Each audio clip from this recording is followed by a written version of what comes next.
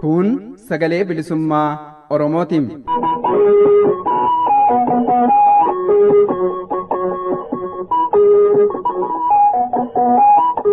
Sagaleen bilisummaa Oromoo dambalii gabaabaa meetir baandii 19 kiiloo heerzii 15,420 irratti jimaataa fi dilbata galgala sa'aatii 8 haga sa'aatii 8 walakkaatti afaan Oromootiin roobii ammoo galgala sa'aatii 8 haga sa'aatii 9tti afaan Oromootiin wal duraa duubaan qophiilee dabarsuu amma jalqabama. Kun sagalee bilisummaa Oromootiin.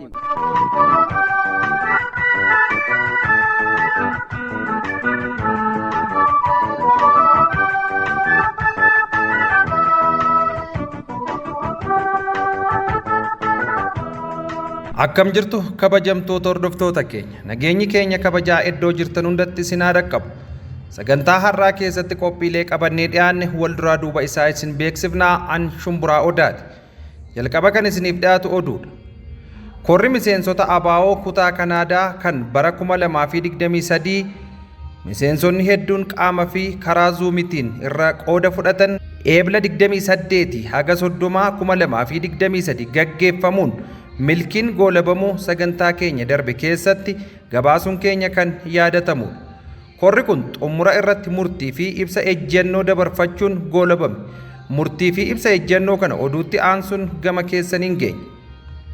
Xumura irratti dhimma Oromoo miidiyaalee irraa kan jedhu keessatti afgaaffii waadaa miidiyaan Dr. Raggaasaa Oljiraa waliin godhe kutaa lammaffaa sagantaa keenya darbe keessatti isin dhageechifnee turre. Itti fufa isaa kutaa sadaffaatu isiniif dhiyaata. Hanga dhumaatti nu wajjin turaa jechaa amma gama oduuttiin isin ceesisa.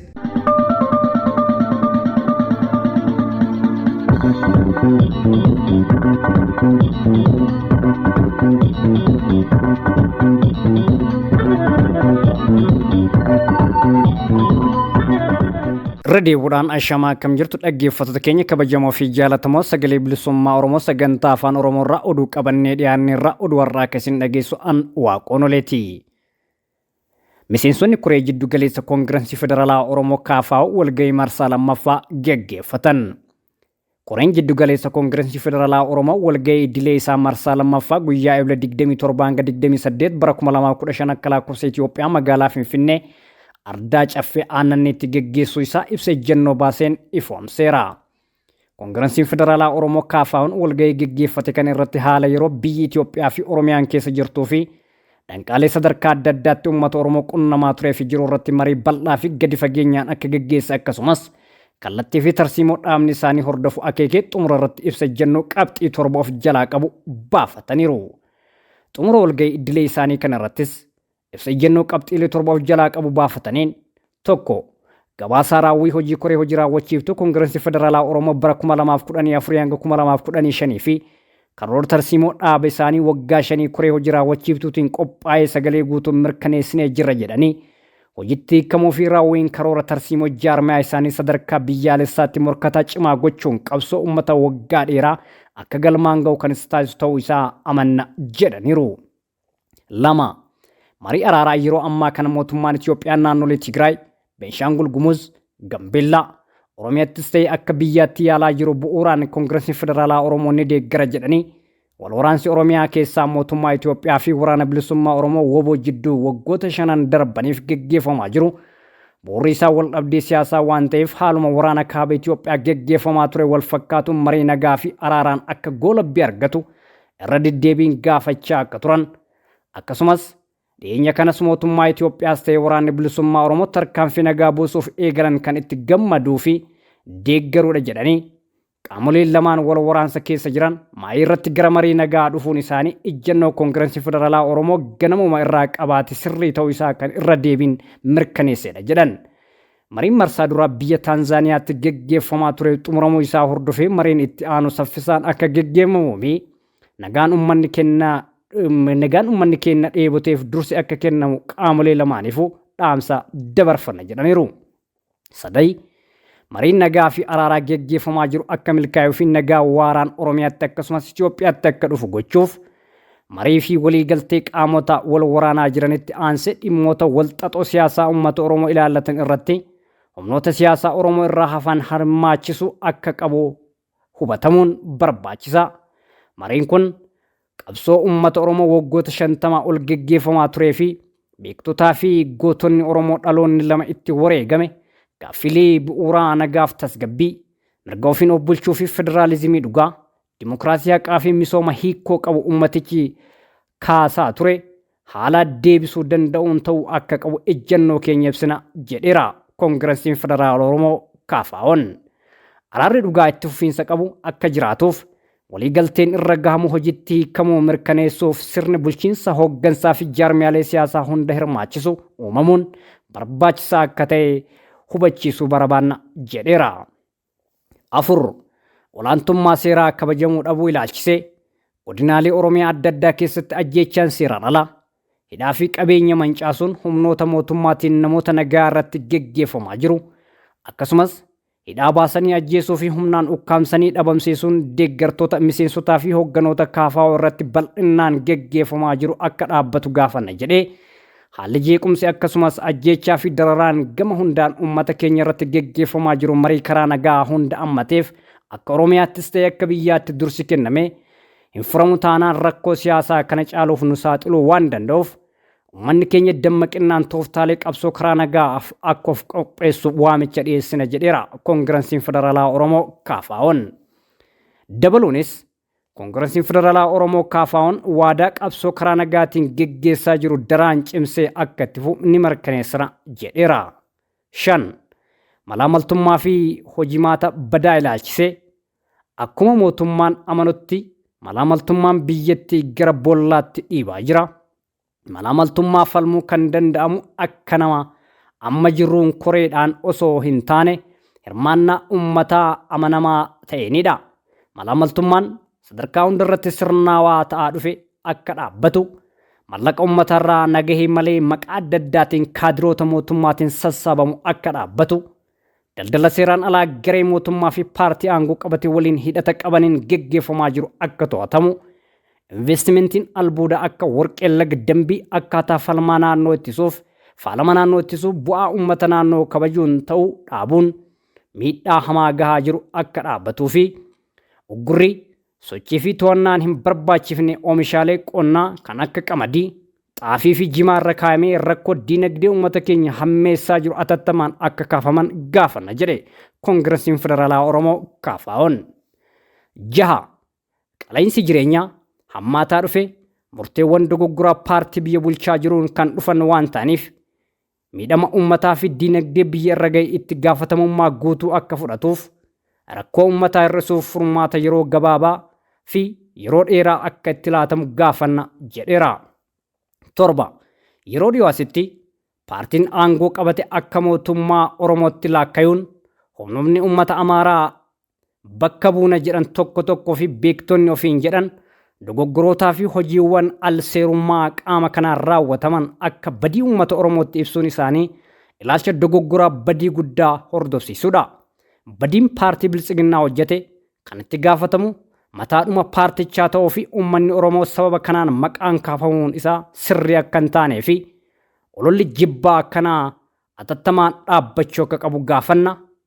Dhumarratti uummanni keenya tokkummaa isaa cimsatee obbolummaa saboota biroo waliin qabu daraan akka jabeeffatu Koongireesiin Federaalaa Oromoo KFO'n walgahii idilee taasifate kanaan waamicha godheera.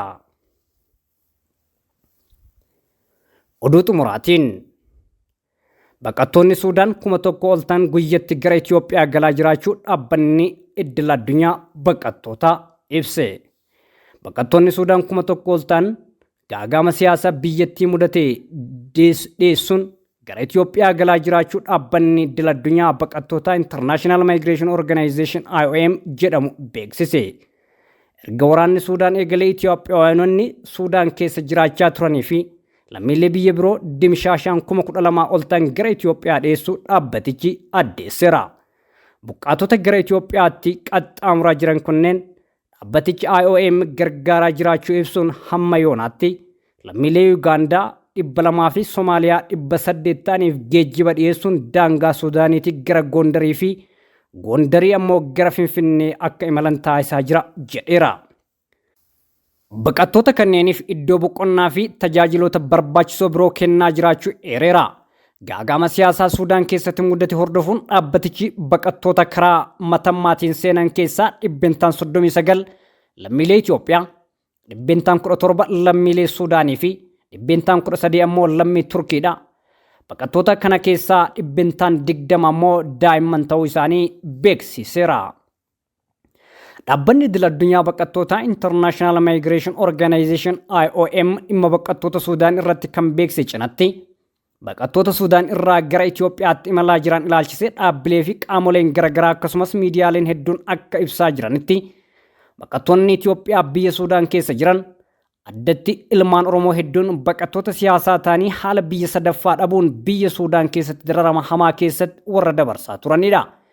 Amma immoo Itoophiyaa biyya rakkoo siyaasaa walxaxaan guutamte irraa baqatan malee ittiin baqatamuun hin yaadamne keessatti namoonni kanaan dura dhimma siyaasaaf Suudaanitti baqatan haalli nageenyummaa isaanii yaaddoo akka ta'e eeru. Kana malees Itoophiyaa biyya rakkoo siyaasaa fi diinagdeen hudhamtee lammiilee isheetu jiraachisuu dadhabde keessatti baqattoonni biyya biraa dhufuun maandheffachuun yaaddoo ulfaataa ta'us eeraniiru. Oduu biraatiin gaazexaan New York Times marsariitii isaa irratti akka dubbisetti humnoonni Suudaan wal morkatan Saudi Arabiyaa wal arganii mari'achaa jiraachuu gabaaseera. Websaayitiin kun akka dubbisetti qondaalonni Ameerikaa bakka bu'oonni jeneraalota lamaanii Saudi Arabiyaatti wal ga'anii waliigaltee nagaa waaraa ta'e akka mallatteessuu danda'an abdiin eegaa jiraachuu itti himan. Walga'ichi waajjira ministeera dhimma alaa Ameerikaa fi ministeera dhimma alaa Saa'udiitti kan qophaa'e ta'uu gabaasaan kun ibseera. Gabaasaan kun bakka bu'oonni humna waraanaa Suudaan kaleessa galgala gara Saudi Arabiyaatti imalaniiru jedha. Egaan dhaggeeffattoota keenya kabajamoo fi jaallatamoo sagalee bilisummaa Oromoo sagantaa afaan Oromoo irraa oduun har'aaf qabannee dhiyaanne kanuma ture. Qophiilee keenya afaan waliin turtii gaarii.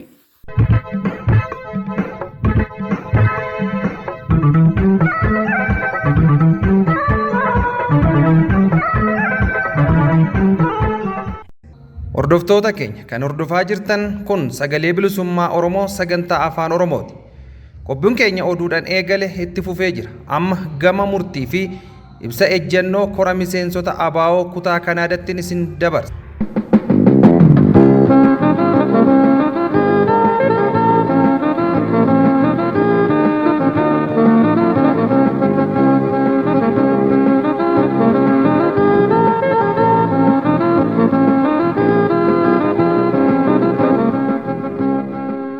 Gabaasaa kora miseensota adda bilisummaa Oromoo kutaa Kanaadaa.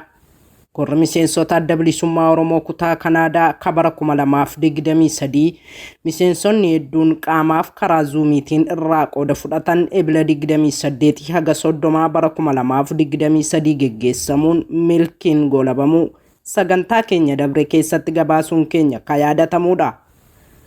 Kora kanarratti dhimmoota hedduun mari'atamanii murtiileen adda addaas dabarsamaniiru. Haala adda bilisummaa Oromoo ABO'n keessa tureef keessa dabree as ga'e mootummaan ce'umsa biyyaalessa naannoo Oromiyaa ka furmaata nagaa fi tasgabbii Oromiyaa fi Itoophiyaafis ta'e irratti marii bal'aan adeemsifameera. Roorroo, gidiraa, hidhaa, ajjechaa fi cunqursaa uummata Oromoo dabalatee sabaaf sablammoota cunqursamoo biyyattii irratti abbaa irreen geggeeffamaa jiru haala irratti furmaata argatuu qabu irrattis mari'atameera. Waggoota sadiif sanaan duraa qabee adda bilisummaa Oromoo rakkoo gaanfa Afrikaa mudate dursee akeekkachiisaa turuu ka yaadachiise korri adda bilisummaa Oromoo kutaa Kanaadaa kun akkuma kanas furmaata isaas akeekaa turuu hubachiiseera. Nagaaf tasgabbii buusuuf sirna sabootaa ta'u ijaaruuf mirga sabootaa kabajamuu fi heeraaf seerri biyyattiin qabdu hojiitti hiikamuu qabaan murtoo adda bilisummaa Oromoo fi kora kanaa ta'uun lafa kaa'ameera. Sirni jeequmsaa fi waraana guyyuun labsee lubbuu lammiilee lafarraa dugugaa jiru hatattamaan akka dhaabbatu miseensonni kora kanarraa hirmaatan gadi fageessanii irratti mari'atan.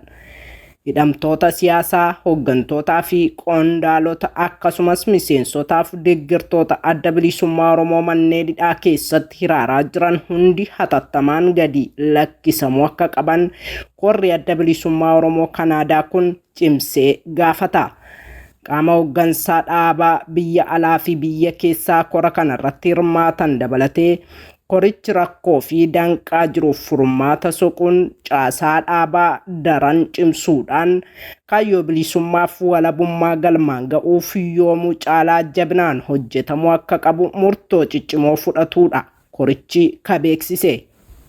Miseensonni firmaattonni kora kanaa dhimmoota irratti mari'atan ofitti fudhatuun galma gahinsa isaatiif akka hojjetan irbuu isaanii haaromsatuun dhumarratti murtiif ibsa ejjennoo qabxiilee garaagaraa qabu dabarsatuun kora isaanii milkiin xumuratan.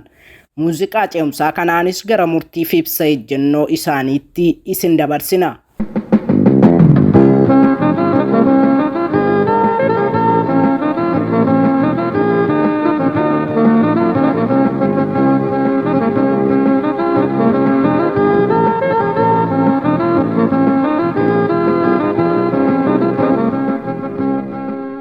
Kora miseensota adda bilisummaa Oromoo kutaa Kanaadaa bara 2023.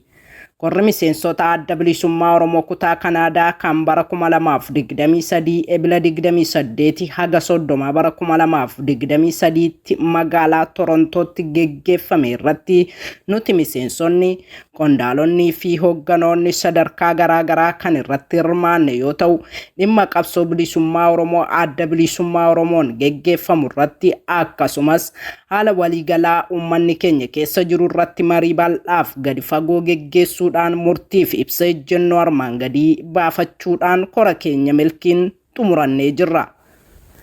Nuti miseensonni adda bilisummaa Oromoo kutaa Kanaadaa jirru qabsoo bilisummaa Oromoo adda bilisummaa Oromoo ABO'n durfamu ciminaa fi murannoon galmaan ga'uuf irbuu keenya haaromfannee bu'aa bayii qabsoon qabdu mara cichoominaan haala duraan jiru caalaa qabsoo finiinsuuf dirqamaa fi gaafatama dhaabni keenya adda bilisummaa Oromoo nutti kennu mara ni ba'anna.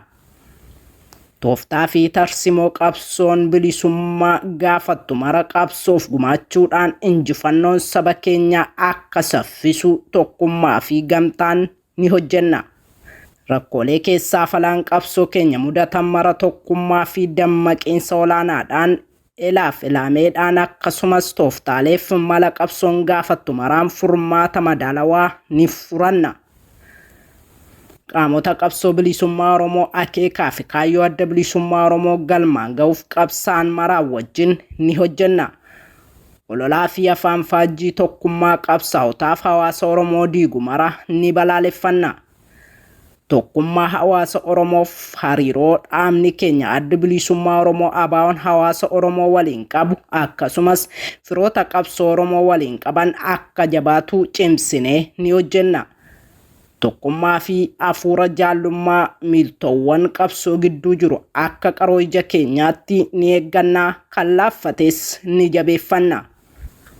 Miseensota adda bilisummaa Oromoo biyya keessaaf biyya alaa jiran duukaa dhimma qabsoo saba keenyaaf akeeka adda bilisummaa Oromoo ABO irratti ciminaa fi cichoominaan ni hojjenna. Lolaa fi weerara saba keenya Oromiyaa keessa jiru irratti karaa finxaaleeyyiif faannoo Amaaraan geggeeffamaa jiru ni balaaleffanna. Sarbamiinsa mirga dhala namaa fi hacuuccaa mootummaan Itoophiyaa saba keenya irratti raawwachaa jiru mara ni balaaleffanna. Hidhaa fi ajjechaa garmalee maqaa deeggartoota waraana bilisummaa Oromoo WBO'ti jedhuun dargaggoota Oromoo irratti qaama mootummaa Itoophiyaa raawwatamaa jiru ni balaaleffanna. Hooggantoota adda bilisummaa Oromoo karaa nagaan qabsaa'uuf jedhanii biyyatti galan mootummaa Itoophiyaan seeraa fi sirnaan ala hidhamuun dararamaa jiran haal duree tokko malee akka hiikaman ni gaafanna. Karaa miidiyaalee adda addaaf arraata dhaaba keenya adda bilisummaa Oromoon akka dhaabni kun jabaatuuf dhageettii daran argatu jabaannee ni hojjenna. Marii fi araara dhimma nagaa buusuu yeroo ammaa mootummaa Itoophiyaaf waraana bilisummaa Oromoo WBO gidduutti deemaa jirus ni deeggarra akka inni fiixa ba'u waan dandeenyuun bira ni dhaabbanna. Walumaa galatti nuti miseensonni adda bilisummaa Oromoo ABO kutaa Kanaadaa jirru kora keenya kan bara 2023 kanarratti tooftaalee qabsoo saba keenyaa galmaan ga'an hedduu irratti erga marii bal'aa goonee booda murtiilee fi ibsa ejjennoo armaan olii kana baafannee murtii fi ejjennoon kun akka galma ga'uufis irbuu keenya haaromfannee jirra. Injifannoo uummata Oromoof miseensota adda bilisummaa Oromoo kutaa Kanaadaa Ebila 30 bara 2023 Torontoo, Kanaadaa.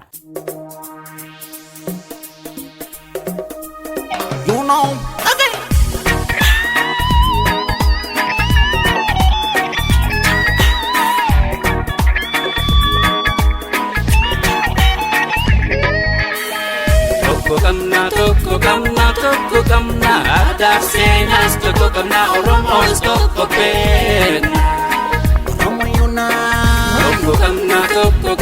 Tokko kamna aadaa seenaas tokko kamna Oromoos tokko beekna. Baradhu seenaa kee beeki eenyummaa kee falmadoo mirga kee jabeessi aadaa tee. Balmado mirga kee jabeessi aadaa kee nama iyyuun fakkaatin ibtuun qaanfatin kijibaan dubbatin dhugaarraan fagaatin kijibaan dubbatin dhugaarraan fagaatin. Oromoo tokkummaa maqaa lama qabu seenaan isaas tokkummaa kan hin qabne akku. Safi kutadaan olu lakkite Oromummaa kubbaan olitti ufiroomne yaadi dhiidhisi Oromoo tokkummaa ilmaan Booranaa ilmaan Baarettumaa kutaan ol qoqqooduu yeroon darbee ammaa ol qoqqooduu dhiisi Oromoo tokkummaa kutaan ol qoqqooduu yeroon darbee ammaa ol qoqqooduu dhiisi Oromoo tokkummaa.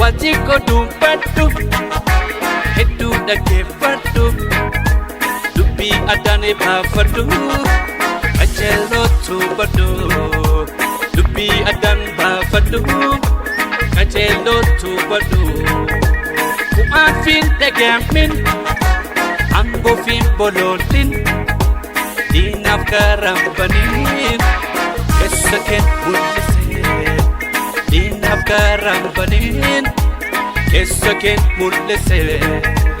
Ulaagaa namummaa mirga uumamasaa jireenyaa fi jiruu kamtu dura dursaa Oromoo kodansaa maalinni yakkisaa kanaaf lallabee falmadaa mirgeessa lai lai lai lai miti arsiis miti baalees miti wallaggaas miti harargees miti nuti Oromoodha akka yeroo Oromiyaati lai lai lai lai.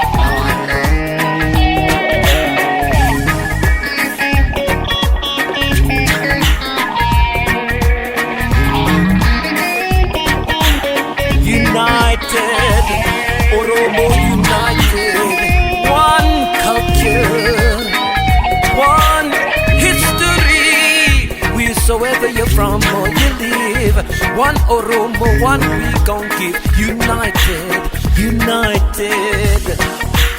Kabaji hayuke, ekatu serake, Tiksina musake boni enyumate Tiksina musake boni enyumate Bilisuma dafkai harka tokko ta'i Dinarat bofai samba keetiif ta'i Dinarat bofai samba keetiif ta'i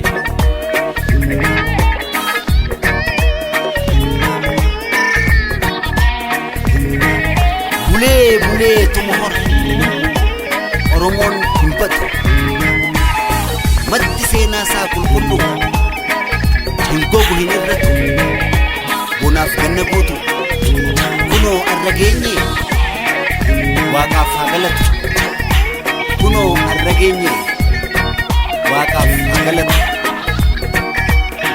And now the right time has come Oromo the work is done Now the time is now Oromo united How united Oromo united The time to Hordoftoota keenya qophiin keenya xumuraa irra geenyee jira. Dhimma Oromoo miidiyaalee irraa kan jedhu keessatti afgaaffii waadaa miidiyaan Dr. Raggaasaa Oljiraa waliin godhe kutaa lammaffaa sagantaa keenya darbe keessatti isin dhageechifnee turre. Kutaa sadaffaa fi xumura isaatu isiniif dhiyaata kunooti.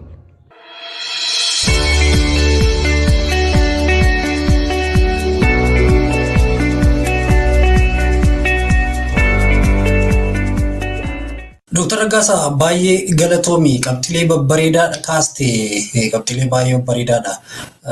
Qabxii gosa dhumaatti seenuudhaa fi wantoota ati kaaste irraayyuu waan dubbatte qabda qabxii isa dhumaa kaasuuf hin deema. Dhiibbaan Itoophiyaan ammayyu Oromoo gara Itoophiyaamsuutti deemsisuu kana ammas dhiibbaan sun jira. Erga dhiibbaan kun jiratee dhiibbaan bara Haayile Sillaasee fi bara Dargii Oromoon akka inni naannoo mataasaa ijaarratu godheera. Inumaayyuu gaaffiin Oromoo hammi tokko akka inni deebi'u godhe dhiibbaan sun jechuudha. Ammas dhiibbaa wal fakkaataa kun jira yoo ta'e Oromoon hiree murteeffannaa kan akka inni jabeessu hin godhu. Hiree murteeffannaa kun immoo heera idil addunyaadha miti akkamitti ilaalama jechuu barbaadeen Dr. Excellent. Waan inni duraan irraan fadhi tokko keessaa fakkeenyaaf Itoophiyaan state to nation itti evolve godheetu waan hin jirre uumuudhaaf saba tokkicha jedhu sana uumuu yaaleetu fail godhee nu rakkisaa jira kanan jedheef sababii qaba. Empirical evidence biyyoota akkas gochuu yaalanii kufan biyya Yugoslavia haala Itoophiyaa ammaa kana wajjin hedduu kan wal fakkaatu biyya Yugoslaviyaadha. Biyya Yugoslavia kan jedhamu ture 1918 dura.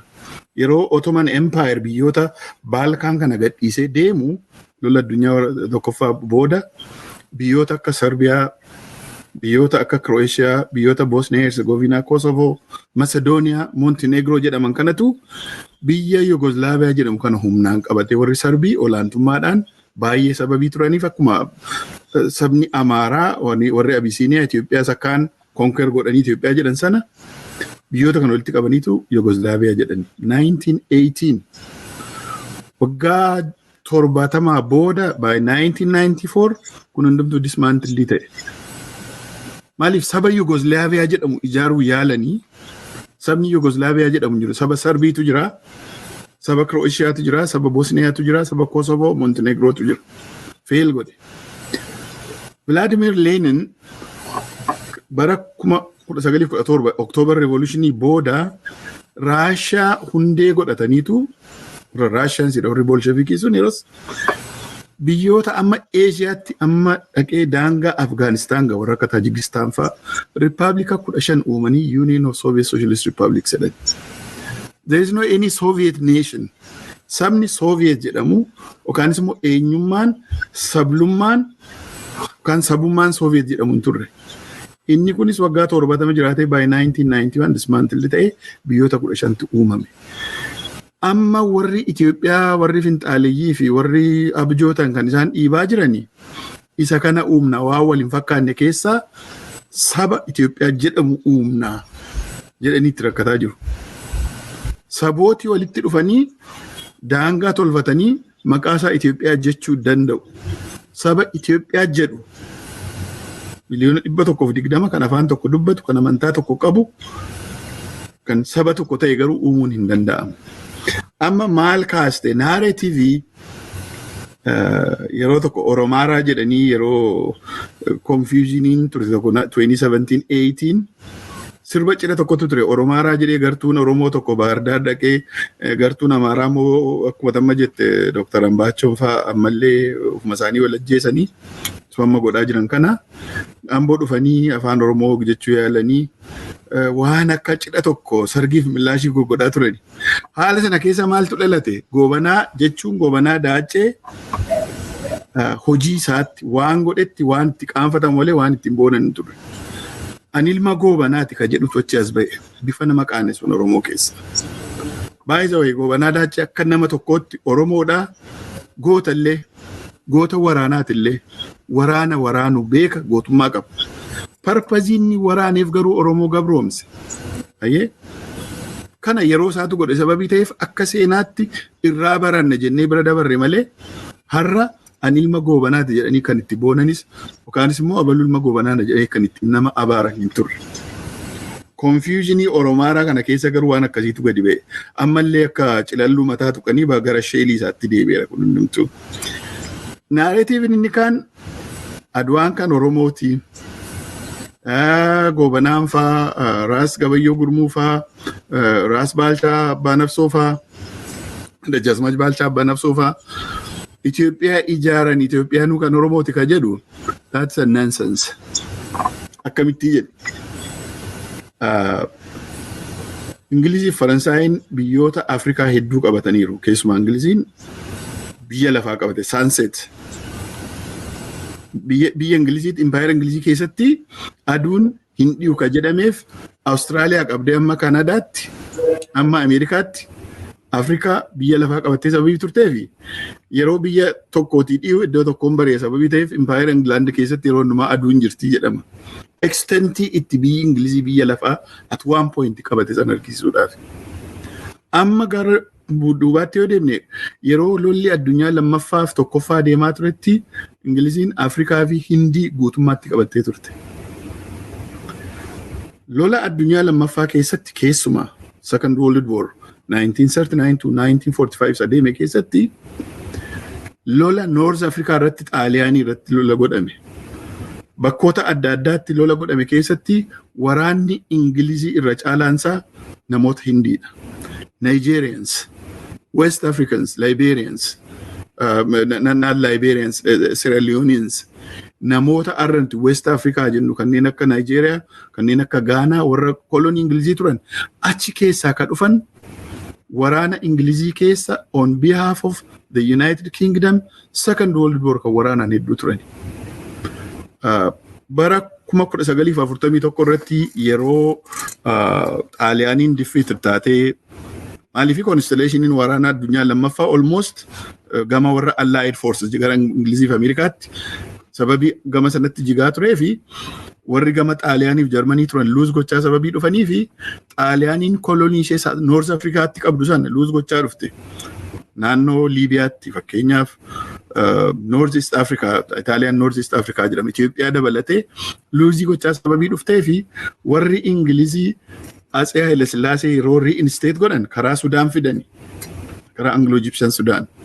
Karaa Sudaan yeroo fidan Atsee Haile Sillaasee kan fidee reinstate godhe Jeneraala Ingilizii Jeneraal Ordo Wingate nama jedhamu garuu waraana sana wajjin kan dhufe waraanni Ingilizii irra caalaansaa Nigerians, West Africans in general and Indians turan. Akka jirutti. Yeroo lola addunyaa lammaffaa dhume mo'umsa Ameerikaa fi Ingilizii fi Soviet Union yeroo sanaatiin yeroo goolabamu kan mo'e Second World War Nazi Germany kan mo'e faashizimii kan mo'e Ingiliziidha, Ameerikaadha, Soviet Union jedhamame malee Nigeriansiin fa'aa mo'aniiru.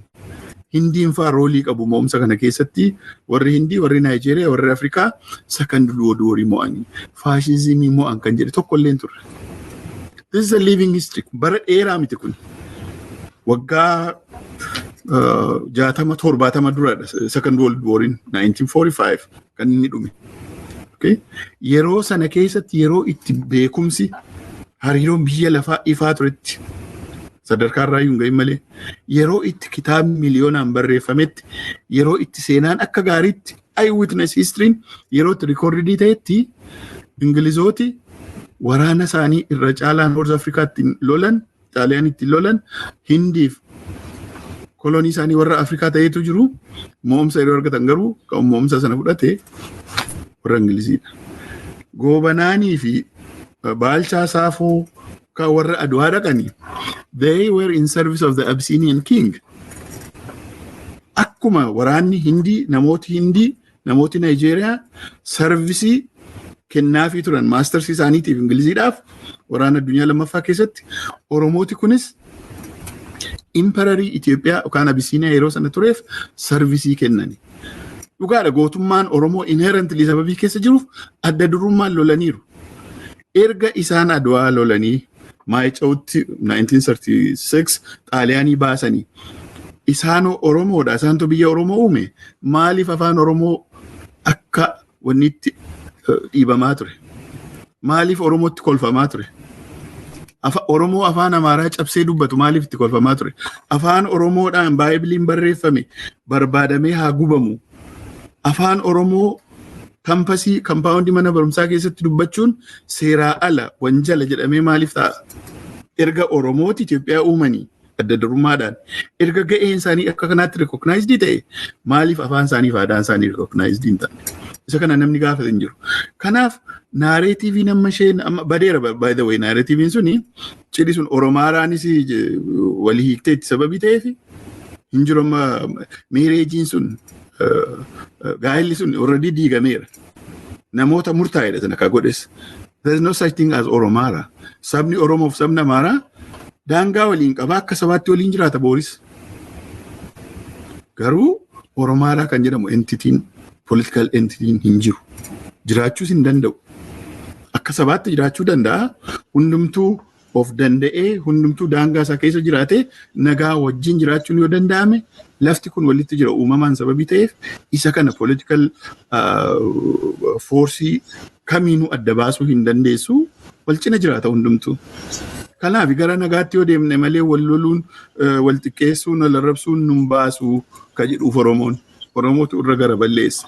Kanaaf naareetiiviin Oromaaraa jedhamu sun naareetiiviin gobanaafaatu biyya Itoophiyaa ijaare kanaaf kan Oromaan jedhamu suni that is foolish and nonsense. Seenaan amma jedhe dhaqanii dubbisani warri kana jedhani. Seenaa Second World War eenyutu waraana Ingilizii keessa ture? Eenyutu waraana Faransaay keessa ture? Colonial power yeroo isaan turanitti. Garuu eenyutu mo'umsa sanatti immoo maqaatti godhate, maqaatti argate. We know this. Kana waan ijaan arginudha. Waan ancestry isaanii arginudha. It's a living history. Kanaaf isa kanaan Oromoo burjaajessuu hin danda'anii naareetiiviin sun du'eera deebi'ee ammallee. Warri ani ilma goobanaati jedhanii warri yeroo tokko achi as ba'anis amma deebi'anii akka cilalloo akkuma siin jedhee sheelii isaaniitti deebi'aa jiru. Maaliif dhugaasaatu sana miti? Dhugaasaatu bakka biraa jira malee namoota kana akka Oromootti nuti Oromoo irraa dhalatan sababii ta'aniif gootummaa isaaniiyyuu akka gootummaa Oromootti fudhanna of course. Inherentidha gootummaan. Jagnummaan inherentidha. Godhaniiru garuu they served somebody else. And it was a disservice to the Oromo cause. Kanadha kan ta'e. Kaleessa OPDO kan lolaa turreef kanaafi. EPRDF jaarmiyaa jedhamu ka keessatti TPLF waggaa 27 olaantummaatti qabaatee jiraatee utubaa ta'ee kan jiraachise OPDO dabar. Garuu kan maqaatti godhatee biyya sana qorqaa ture TPLF. Isaanuu sittimu TPLF yeroo dargii koffiisu amma last minute OPDO mirkonyoota yookaanis immoo kaaptiivsii Oromoo irraa fidee amma waraana isaatti fidee dabalutti waraana TPLF keessa lola dargii keessatti TPLF waggaa 17 lolte amma ijoolleen Oromoo booji'amanii dhaqanii OPDO ta'anii isaaniif loluu jalqabanitti namni laawuncharii dhukaasu Tigree keessan turrees hin jedhu. They admit this. Warri TPLF kana admit godhu by 1991 kan isaan dargii kuffisan. By 1990 yeroo OPDO'n uumame waraana mootummaa Itoophiyaa keessaati waraana dargii keessaati kanneen booji'amanii Oromooti OPDO'tti dabalaman gaafa isaan dhaqanidha kan waraanni TPLF advance godhee Goojjamiin ga'ee Goojjamiin Wallagga dhufee Wallaggarra Ambootti ol deebi'ee dhaqee mootummaa Dargii kuffise. Kana keessatti garuu OPDO'n ashkarummaadhaan kan isheen jiraatte kan jennuu fi irraan fayyadamne olaantummaa kan itti godhate humna isa kaani.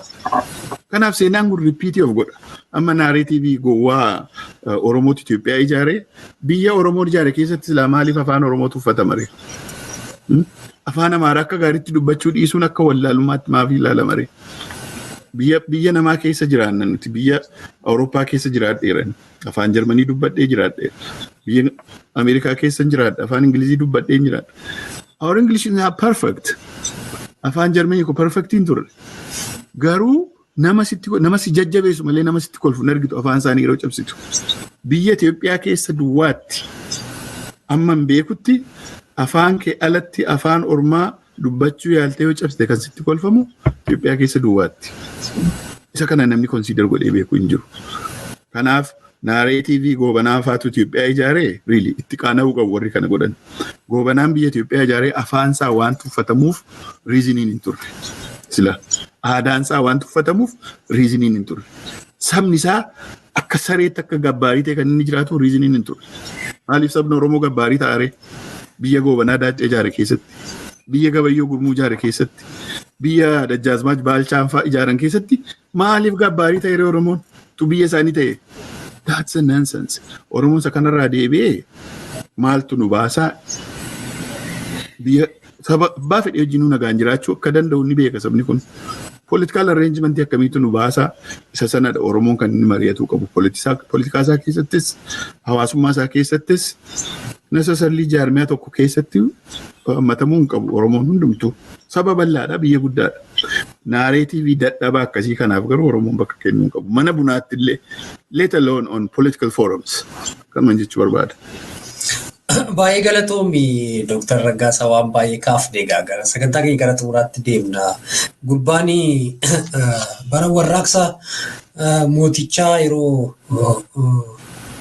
Yuunivarsiitii Haayile Sillaasee barachaa turanii artiikilii barreesse kun maqaan isaa naan qabamu. Waallalii Makonnin. Waallalli yeroo artiikilii barreessu warri Amaaraa yookiin warri Finxaalee har'as quba nyaatu artiikilii sanaanii. Olaantummaa warra kaabaatu jiraadha. Kaaba gaafa jedhu Tigreesin dabalata. Tigree fi Amaaraatu olaantummaa biyya kana keessatti. Oromoo fi warri kibbaa kun immoo gadaantummaadhaan jiraatu Itoophiyaa keessa waan jedhu artiikiliin sun barreeffame. Akkuma ammatti kaaste dhugumatuma Oromootu Itoophiyaa sana ijaareteeti. Bara Haayile Sillaasee fi bara Minilik baay'ee irraan fagaatu. Walqixxummaan jiraachuu danda'a ture Oromootu ijaare. Olaantummaan hafee jechuu barbaade. Akkanaa galutti warri PP amanamuu yookiin immoo amantii argachuudhaaf warra Amaaraa kanarraati Oromoon biyyan diigu seedhamu sana agarsiisuu barbaadanii waan itti fayyadaman natti fakkaata. Lammata immoo kaalkuleeshinii siyaasaa Oromoon biyya kana yoo qabate olaantummaadhaan siistemii kana sirreessuu danda'a waan jedhanii yaadanis natti fakkaata karaa biraatiin. Garuu siistemiin barri Minilik ijaare olaantummaan afaan Amaaraa, olaantummaan aadaa tokko, olaantummaan nyaata aadaa tokko, olaantummaan uffata aadaa tokko ammas warruma kaabaadha. Faranjiin tokko gaafa Itoophiyaa deemtu afaanis muuziqaas nyaatas doorootiidha maaloo kana ka warruma kaabaa kanaan beekama har'as. Sana jiruun baay'ee ulfaata. Biirokiraasiin hojjetu har'a warruma kan Habashaa kanatu hojjeta. Isa kana sirreessinaa dhaniitu Itoophiyaa kana jennee yoo deemne siyaasni kun gaarii taasee dhufu sanallee waan yaadanii yaala natti fakkaata yeroo sanatti. Akkasitti hubachuu barbaadan egaa tariitis wanti sun amma dhugaadha akkuma teette qabbanaa dhufeera amma baay'ee namni kaasu hin jiru. Dhaqanii garuu waan dhugaa tokkotu dabeera jettee amma isaanii aanolee irratti wanti raawwatu tokko hin jiru waan jedhu illee kaasanii turan yeroo sanatti. Inni sun namni Oromoo ta'ee yakka Oromoo irratti raawwate tokko haaluun sirrii natti hin fakkaatu. Seenaallee isaan gaafata.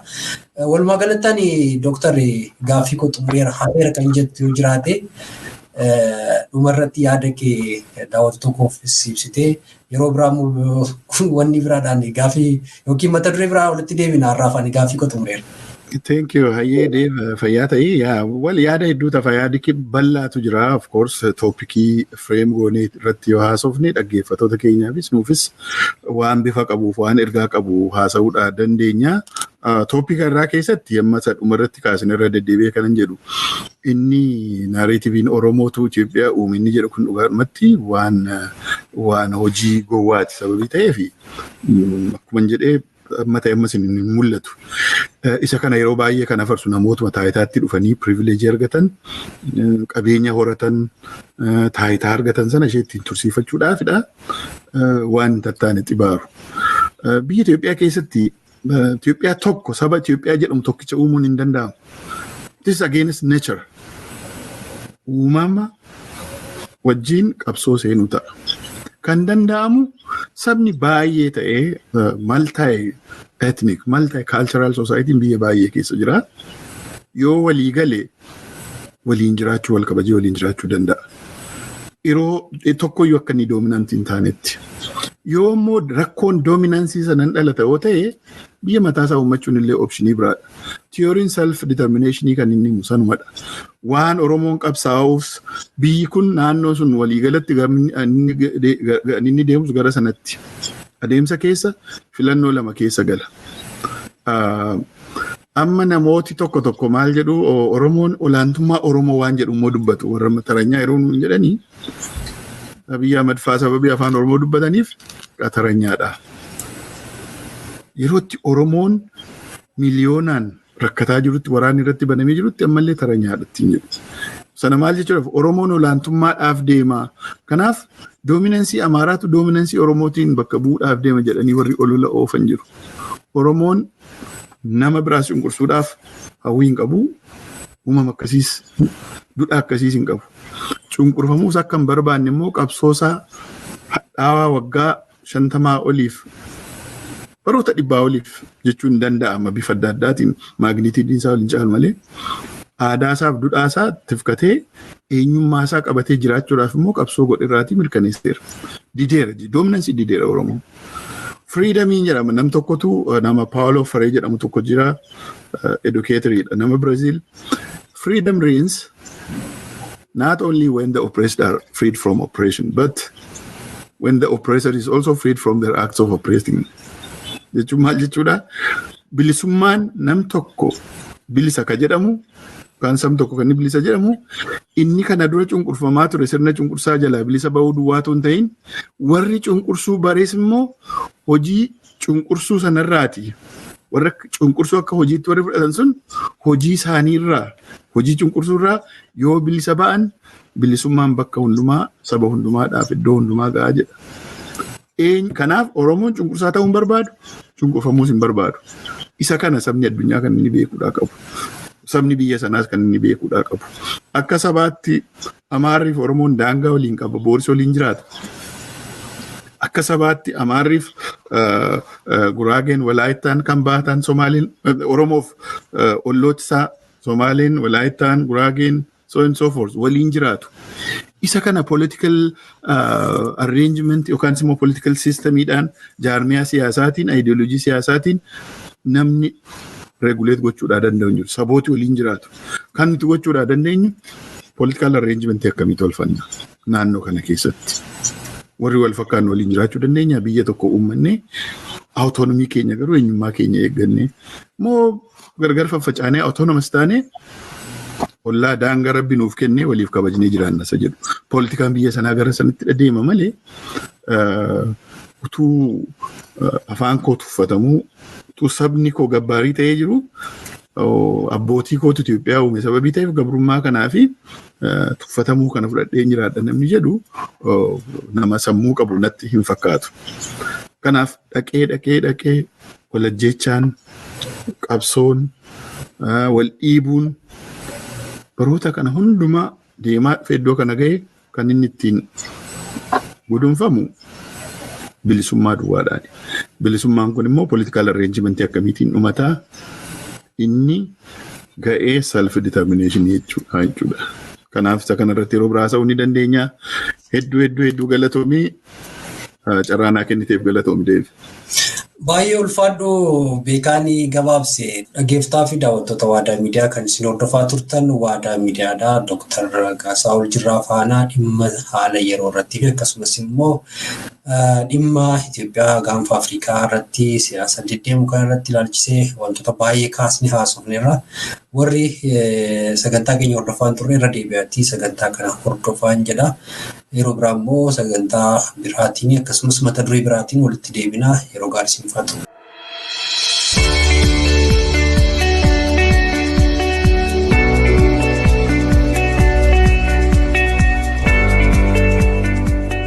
Kabajamtoota hordoftoota keenya sagantaan keenya har'aaf qabannee dhiyaanne asuma irratti obba'ee jira. Nu wajjin turtanii sagantaa keenya hordofuu keessaniif galanni keessan bilisummaa haa ta'u jenna. Sagantaa roobii galgalaan haga walitti deebinutti nagaan nuuf tura. Injifannoon uummata Oromoof.